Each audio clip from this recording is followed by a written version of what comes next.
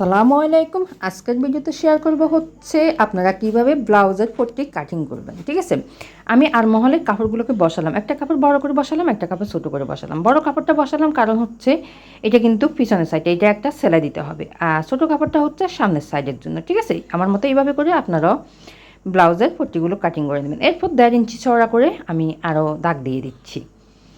এখন লম্বা করে ভালো করে দাগগুলো মিলিয়ে দিলাম। মিলিয়ে দেওয়ার পরে হচ্ছে এখন আমি কেটে নিচ্ছি। এক সাইড থেকে কেটে নেওয়ার পরে এখন আরেকটা সাইড কেটে নিলাম। এই যে আমার এখানে একটা বড় একটা ছোট সাইডটা আমি রেখে দিলাম, কারণ হচ্ছে এটা কিন্তু গলা পরিমাণে আছে।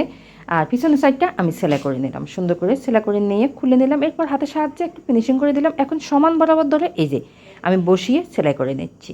আমার মতো এই নিয়মে যদি আপনারা ব্লাউজের পট্টিগুলো কাটিং করে নেন, দেখবেন খুব সুন্দর করে সহজভাবে আপনারা সেলাই করে নিতে পারবেন। এই যে এভাবে করে আস্তে আস্তে করে সেলাই করে নেবেন, তারপর হচ্ছে ছোটো ছোটো করে এখানে কাটিং করে দেবেন।